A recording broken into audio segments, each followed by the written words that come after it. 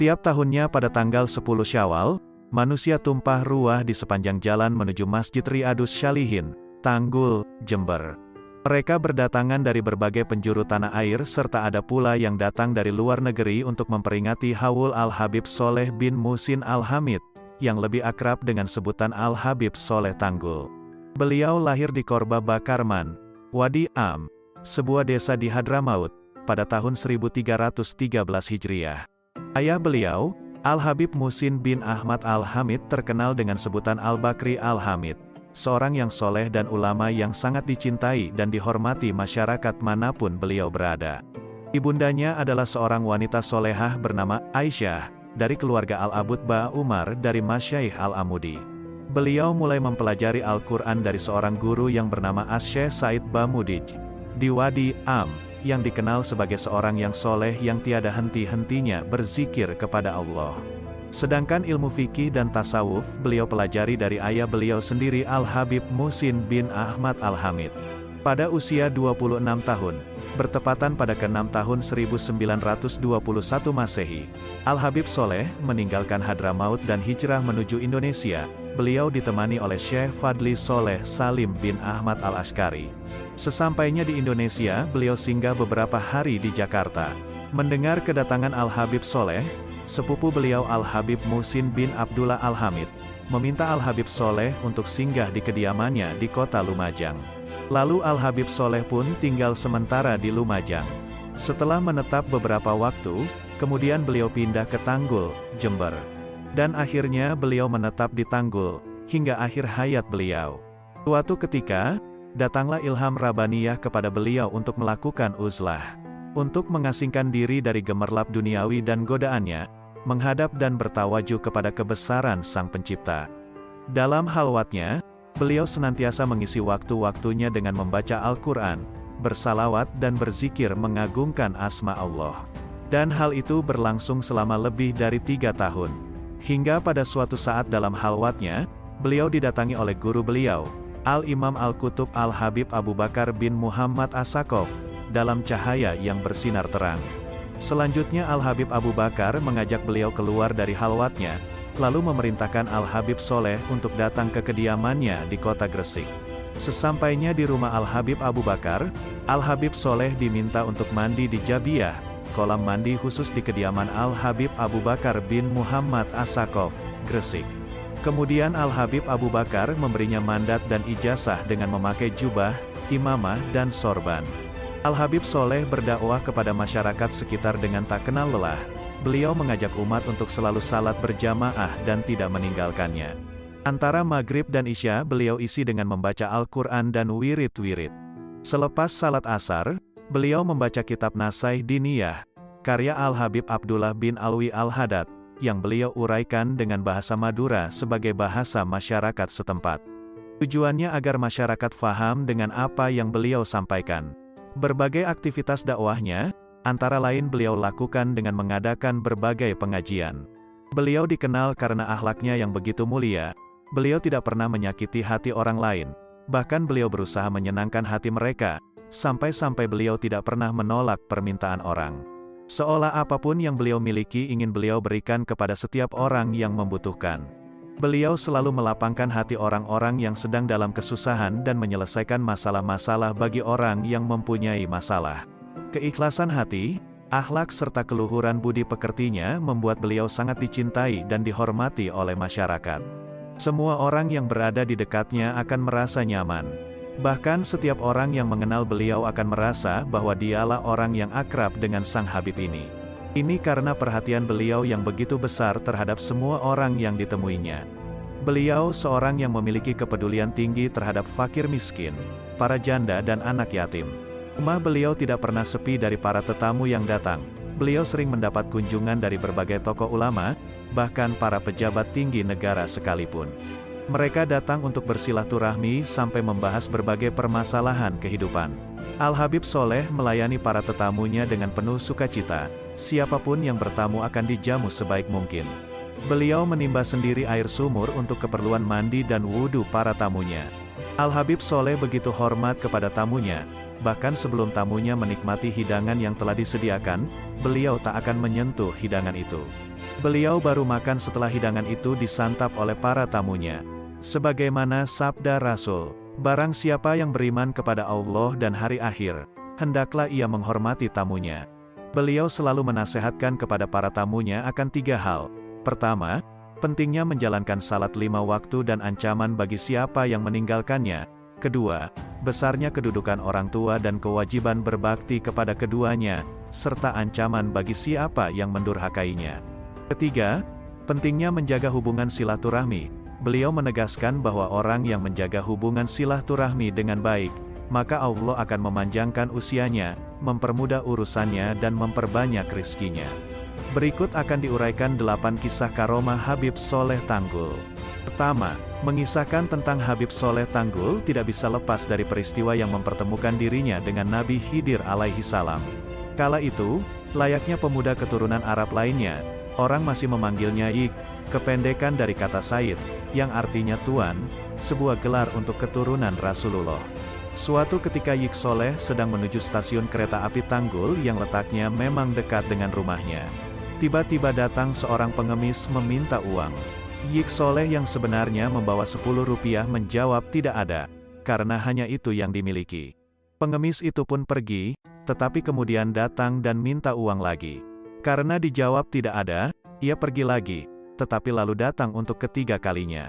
Ketika didapati jawaban yang sama, orang itu berkata, "Yang 10 rupiah di saku kamu." Seketika Yik Soleh merasakan ada yang aneh. Lalu ia menjabat tangan pengemis itu. Ketika berjabat tangan, jempol si pengemis terasa lembut seperti tak bertulang. Keadaan seperti itu, menurut beberapa kitab klasik, adalah ciri fisik Nabi Khidir. Tangannya pun dipegang erat-erat oleh Yik Soleh, sambil berkata, "Anda pasti Nabi Khidir, maka mohon doakan saya." Sang pengemis pun berdoa, lalu pergi sambil berpesan bahwa sebentar lagi akan datang seorang tamu. Tak lama kemudian, turun dari kereta api seorang yang berpakaian serba hitam dan meminta Yik Soleh untuk menunjukkan rumah Habib Soleh. Karena di sekitar sana tidak ada yang nama Habib Soleh, dijawab tidak ada. Karena orang itu menekankan ada, Yik Soleh menjawab, "Di daerah sini tidak ada yang nama Habib Soleh, yang ada Soleh, ya saya sendiri ini. Kalau begitu Andalah yang saya cari." Jawab orang itu lalu pergi, membuat Yik Soleh tercengang. Sejak itu, rumah Habib Soleh selalu ramai dikunjungi orang, mulai sekedar silaturahmi, sampai minta berkah doa. Tidak hanya dari Tanggul, tetapi juga luar Jawa bahkan luar negeri, seperti Belanda, Afrika, Cina, Malaysia, Singapura dan lain-lain.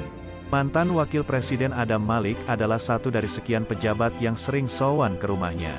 Satu bukti kemasyhuran beliau, jika Habib Soleh ke Jakarta, penjemputnya sangat banyak, melebihi penjemputan presiden, ujar Kiai Haji Abdillah yang mengenal dengan baik Habib Soleh. 2. Kiai Haji Ahmad Kusyairi bin Sidik, mertua Kiai Abdul Hamid Pasuruan adalah sahabat karib Habib Soleh. Dulunya Habib Soleh sering mengikuti pengajian Kiai Haji Ahmad Kusyairi di Tanggul. Tetapi setelah tanda-tanda kewalian Habib Soleh mulai menampak, Kiai Haji Kusyairilah yang mengaji kepada Habib Soleh. Suatu saat, Kiai Haji Kusyairi sowan kepada rumah Habib Soleh. Tidak seperti biasa, sambutan Habib Soleh begitu hangat, sampai dipeluknya erat-erat sang Kiai. Habib pun menyembelih seekor kambing khusus untuk menjamu sang teman karib. Di sela-sela bercengkrama, Habib mengatakan bahwa itu terakhir kali yang ia lakukan. Ternyata beberapa hari kemudian, Kiai Haji Kusyairi wafat di kediamannya di Pasuruan. Tersebutlah seorang jenderal yang konon pernah mendapat hadiah pulpen dari Presiden Amerika Serikat D. Eisenhower. Suatu ketika pulpen itu raib saat dibawa ajudannya ke pasar, kecopetan. Karuan saja sang ajudan kalang kabut kehilangan barang yang sangat dicintai oleh sang jenderal dan takut mendapat hukuman, sehingga disarankan oleh seorang kenalannya agar minta tolong ke Habib Soleh. Sampai di sana, Habib menyuruhnya mencari ke pasar Tanggul. Sekalipun aneh, dituruti saja, dan ternyata pulpen itu tidak ditemukan. Habib menyuruh lagi-lagi tidak ditemukan. Karena memaksa, Habib masuk ke dalam kamarnya, dan tak lama kemudian keluar dengan menjulurkan sebuah pulpen. "Apa seperti ini pulpen itu?" Sang ajudan tertegun. karena ternyata itulah pulpen sang jenderal yang sudah pindah ke genggaman pencopet. Nama Habib Soleh kian terkenal dan harum. Kisah-kisah yang menuturkan karamah beliau tak terhitung. Tetapi perlu dicatat, karamah hanyalah suatu indikasi kewalian seseorang. Kelebihan itu dapat dicapai setelah melalui proses panjang, yaitu pelaksanaan ajaran Islam secara kafah. Dan itu dilakukan secara konsisten dan terus-menerus, istiqomah. Sampai dikatakan bahwa istiqomah itu lebih mulia dari 1000 karamah. Tengok saja komitmen Habib terhadap nilai-nilai keislaman, termasuk kepeduliannya terhadap fakir miskin, janda dan anak yatim, menjadi juru damai ketika ada perselisihan. Beliau dikenal karena akhlak mulianya, tidak pernah menyakiti hati orang lain, bahkan berusaha menyenangkan hati mereka, sampai-sampai dikenal tidak pernah menolak permintaan orang. Siapapun yang bertamu akan dijamu sebaik mungkin. Habib Soleh sering menimba sendiri air sumur untuk mandi dan wudhu para tamunya. Maka buah yang didapat, seperti ketika Habib Ahmad Al-Hamid pernah berkata kepada beliau, "Kenapa Allah selalu mengabulkan doanya?" Habib Soleh menjawab, "Bagaimana tidak? Sedangkan aku belum pernah melakukan hal yang membuatnya murka." 3. Suatu hari datanglah seorang wanita dari Swiss kepada Habib Soleh bin Muhsin Al-Hamid. Wanita Swiss tersebut sebelumnya bermimpi aneh. Di dalam mimpinya, ia ketemu dengan seorang yang memperkenalkan dirinya sebagai Habib Soleh dari Tanggul, Jember, Indonesia. Tanpa banyak berpikir, si wanita pun menurut dan langsung terbang dari Swiss menuju Indonesia, ke Tanggul, sebuah tempat yang namanya asing baginya. Ternyata ia mempunyai persoalan rumit. 4 hari lagi ia akan menikah dengan seorang pria yang ia cintai. Tetapi malang, pria tersebut ternyata digaet oleh seorang perempuan jalang.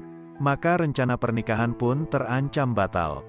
Di tengah-tengah kegalauannya itulah, di suatu malam, ia bermimpi didatangi seseorang yang kemudian memperkenalkan dirinya sebagai Habib Soleh yang katanya beralamat di Tanggul, Jember, Indonesia. Kepadanya dikatakan, Habib Soleh itu dapat menyelesaikan persoalan yang dihadapi.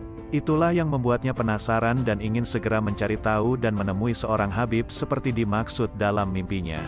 Tak disangka, setibanya di Bandara Soekarno-Hatta, ia pun tak mendapatkan kesulitan yang berarti. Setelah bertanya ke petugas bandara tentang siapa gerangan Habib Soleh Tanggul, ternyata salah seorang di antara petugas ada yang tahu dan bersedia mengantarnya. Di sana ia terkejut, ternyata ia betul-betul melihat orang yang sama persis dengan yang dilihatnya dalam mimpi. Tak lain tak bukan, dialah Habib Soleh bin Muhsin Al-Hamid. Pada saat itu kebetulan sedang banyak tamu. Setelah memperkenalkan diri, tak lama kemudian, ia dipersilahkan masuk dan berganti pakaian. Sebab ia orang Eropa yang biasa dengan pakaian bebas. Setelah itu, ia pun dipersilahkan mengutarakan maksud kedatangannya. Tidak lama ia bertamu di kediaman Habib Soleh. Sebab setelah itu, sang Habib menyuruhnya segera bertolak ke Swiss. Kepadanya dikatakan, segeralah pulang ke Swiss. Nanti setibanya kamu di sana, calon suamimu akan menangis di depan pintu rumahmu sambil mengakui kesalahannya dan memohon maaf kepadamu. Tanpa banyak tanya lagi, wanita itu pun segera bertolak menuju Swiss. Lama tak terdengar kabar, beberapa bulan kemudian, wanita tersebut datang kembali. Namun dengan keadaan yang berbeda. Ternyata apa yang dikatakan oleh Habib Soleh kepadanya pada kunjungannya yang pertama menjadi kenyataan. Kini ia telah hidup bahagia sebagai sepasang suami istri. Kepada Habib Soleh ia berucap terima kasih. Dan ia pun menawarkan apa saja yang Habib Soleh minta, semuanya akan ia penuhi. Tetapi sebagai seorang waliullah, Habib Soleh tak mengharapkan imbalan apapun, melainkan ikhlas karena Allah semata. Hanya saja, kalau boleh saya meminta, ujar sang Habib, dan tidak ada sama sekali paksaan, kalau kamu berkenan, saya meminta kamu memeluk Islam. Alhamdulillah, dengan penuh kesadaran serta keikhlasan, wanita tersebut beserta suaminya memeluk agama Islam. 4. Pada saat Adam Malik, mantan Menteri Luar Negeri, menjabat sebagai kepala kantor berita antara, suatu saat, melalui lembaga yang dipimpinnya, beliau mengungkap keterlibatan Menlu Subandrio, yang saat itu dikenal sebagai tokoh berfaham ajaran komunis. Karuan saja, berita-berita yang dimuat itu membuat Subandrio dan jajarannya kalang kabut karena merasa terpojokkan. Ia marah besar dan mengancam Adam Malik. Mendapat ancaman tersebut, Adam Malik pun berusaha mencari perlindungan. Maka datanglah ia kepada Habib Soleh Al-Hamid di Tanggul, Jember. Adam Malik menceritakan latar belakang persoalannya. Mendengar pengaduan itu, Habib Soleh Tanggul hanya tersenyum. Beliau berkata, "Jangan takut terhadap ancamannya. Nanti kamu yang akan menggantikan kedudukannya." Alhamdulillah, waktu pun berjalan dan Adam Malik selamat dari ancaman Subandrio dan gerombolan komunis lainnya. Dan sesuai dengan ramalan Habib Soleh, setelah Soeharto menjabat presiden, giliran Adam Malik yang menjabat menteri luar negeri. Kisah serupa terjadi sekitar 30 tahun yang lalu. Alwi Shihab, mantan Menteri Luar Negeri di era Presiden Kiai Haji Abdurrahman Wahid, pernah datang ke kediaman Habib Soleh Tanggul.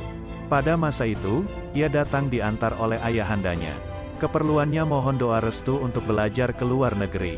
Tujuannya belajar ke Amerika di Harvard University.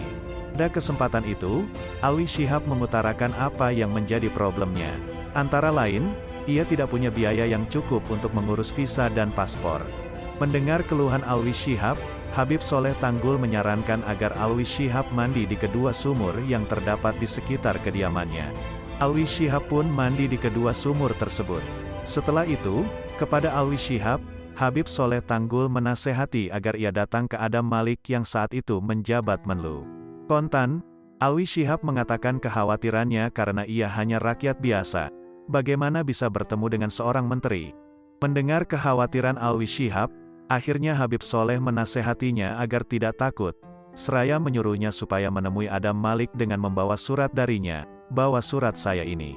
Jangan takut pada Adam Malik, kelak kamu akan menjadi seperti Adam Malik," kata Habib Soleh Tanggul. Ternyata di kemudian hari, ucapan Habib Soleh menjadi sebuah kenyataan. Alwi Shihab menjadi menteri di era Presiden Gus Dur. 5. Habib Soleh Tanggul sangat terkenal dengan kemustajaban doanya yang secepat kilat menyambar. Pada masa Habib Soleh Tanggul pernah terjadi satu wabah penyakit yang mematikan yang tersebar luas di masyarakat. Wabah penyakit itu dikenal dengan nama yang unik, yaitu wabah Madebluk. Namanya diambil dari salah satu penderitanya. Konon, wabah Madebluk itu lebih mengerikan daripada virus corona. Jika seorang korban terkena wabah penyakit itu di pagi hari, maka di sore harinya orang itu akan meninggal dunia. Masyarakat yang merasa resah terhadap wabah penyakit itu pun mendatangi Habib Soleh Tanggul untuk meminta air serta didoakan kesembuhan. Berkat doa dan karomah Habib Soleh Tanggul, banyaklah para warga masyarakat yang sembuh dengan izin Allah Ta'ala. Semakin hari semakin banyaklah orang-orang yang berdatangan meminta keberkahan doa Habib Soleh. Ada yang datang menggunakan truk besar. Lantaran banyaknya masyarakat dari desa lain yang berdatangan meminta air dan doa kesembuhan, membuat Habib Soleh Tanggul kerepotan. Habib Soleh bertanya, "Apakah di desa kalian ada danau?" Mereka menjawab, "Ada, wahai Habib." Lantas kemudian Habib Soleh memberikan selembar kertas yang digulung-gulungkan. Habib Soleh mengisyaratkan agar kertas yang digulung itu dilempar ke danau yang ada di desa tersebut. Dengan demikian warga desa tidak perlu lagi datang meminta air dan doa kesembuhan kepada Habib. Mereka cukup meminum air di sungai atau danau tersebut. Perintah itu pun dilaksanakan warga desa dengan penuh keyakinan. Dengan izin Allah, alhamdulillah tak berapa lama wabah penyakit di desa itu sirna, sehingga tak ada lagi warga desa yang sakit akibat wabah penyakit Madebluk tersebut. Salah seorang aparat desa yang tidak terlalu yakin terhadap karomah Habib Soleh Tanggul pun meminta agar gulungan tulisan yang pernah dilemparkan ke danau itu dicari lagi. Akhirnya, gulungan tulisan tersebut ditemukan dan dibuka. Mereka merasa penasaran apa yang dituliskan Habib Soleh pada kertas itu, sehingga begitu mujarab mengobati wabah penyakit yang mematikan itu. Setelah dibuka, isinya bukan wafak atau rajah yang lazimnya dituliskan oleh para ulama. Betapa terperanjatnya orang-orang yang mengetahui isi gulingan tulisan itu yang ternyata hanya tulisan tangan Habib Soleh Tanggul yang bertuliskan dalam bahasa Indonesia, "Selamat tinggal Madebluk." Masya Allah, memang ini kisah yang unik sekaligus sulit dinalar dengan logika manusia, namun begitulah faktanya terjadi. 6.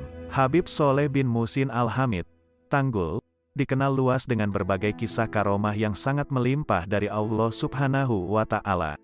Di antara yang terkenal karomahnya beliau adalah doanya beliau mustajab yang tidak pernah ditolak oleh Allah Subhanahu wa Ta'ala.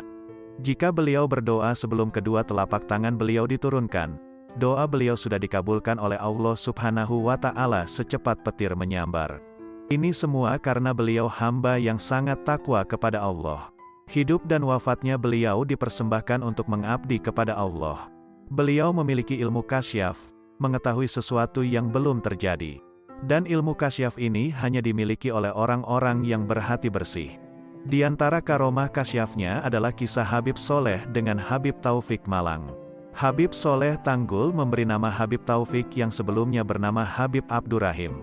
Ketika Habib Abdurrahim masih kecil diajak sama Habib Abdul Qadir Assegaf, ayahnya, untuk bertemu dengan Habib Soleh Al-Hamid, dan ketika itu Habib Soleh bertanya kepada Habib Abdul Qadir Assegaf, "Ya Habib, ini siapa namanya?" "Abdurrahim," jawab Habib Abdul Qadir Assegaf. "Tolong beri nama Taufik, karena saya melihatnya di Lauhul Mahfuz. Dia namanya Taufik dan dia akan menjadi ulama besar nantinya." Akhirnya Habib Abdul Qadir mengganti nama Habib Abdurrahim dengan nama Habib Taufik bin Abdul Qadir bin Hussein Assegaf hingga sampai sekarang. 7.